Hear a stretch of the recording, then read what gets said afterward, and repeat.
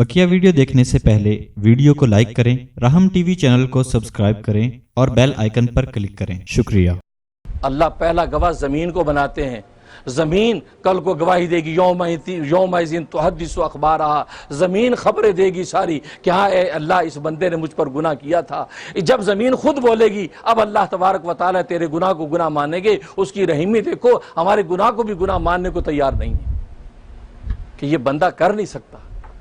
लेकिन हम अपनी हालत देखें, हम गुनाहों से निकल ही नहीं पाते और वो अल्लाह इन बंदों के गुनाहों को मानने को तैयार नहीं है जब तक कि एक गवाह नहीं, दो गवाह नहीं, तीन गवाह नहीं, चार गवाह। और आप जानते हैं कि चार गवाह उस मुकदमे में कायम किए जाते हैं कि जिस मुकदमे में अल्लाह खुद चाहते हैं कि यार ये मामला रफा दफा हो जाए। सिर्फ एक मुकदमा जिना का जो गुनाह है, उस जिना के गुनाह में अल्लाह ने कहा कि चार गवाह होंगे तो इसको जिना मानेंगे। अगर चार के बजाय तीन गवाह होंगे तो हम जिना को जिना नहीं मानते, क्योंकि जिना इतना घिनौना गुनाह अल्लाह के यहाँ। अल्लाह तबारक व तआला गोया के बिलीव नहीं करते कि ये बंदा ये कर सकता है, ये मेरी धरती पर मेरी माँ से खुलेआम कर सकता है, ऐसा फोश ये कर सकता है। नहीं, मुझे चार गवाह चाहिए। चार गवाह जब एक ही तरह की गवाहियां देते हैं तब अल्लाह तबारक व तआला उस बंदे की जिना को तस्लीम करके अब कहते हैं कि इसके ऊपर हद जारी करो।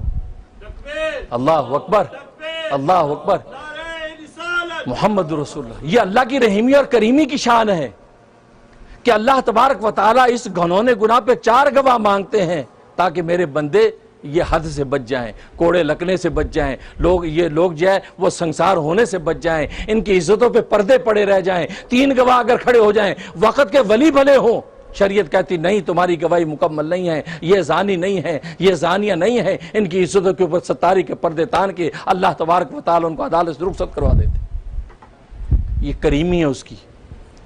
तो अल्लाह ने यहां पर चार गवाह मुकर्रर करवाए। पहली जमीन बोलेगी तो हम मानेंगे कि हवा की गुनाह, और दूसरा ये आज़ा, जिन आज़ा को लेके इंसान अपने हुस्न जमाल और जीनत को लेके फिरता है।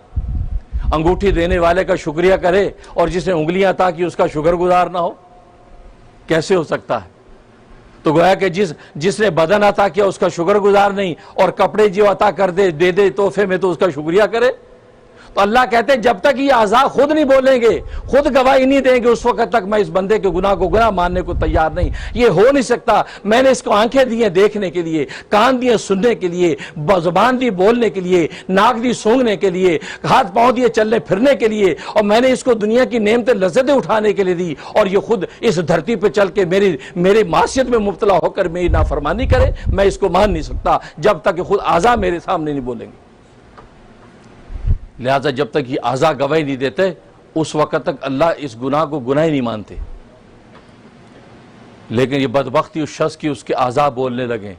जिन हाथों की राहत के लिए गुनाह किया तो वो हाथ बोलेंगे, जिस ज़बान की राहत के लिए गुनाह किया वो ज़बान बोलेगी, जिन कानों की राहत के लिए गुनाह किया वो कान बोलेंगे। गोया कि एक एक उज़्व रूह बोलेगा, ए अल्लाह वाकई तूने तो हमें बनाया था तेरी इताअत के लिए और हमें तेरी मासियत के अंदर मुब्तला किया।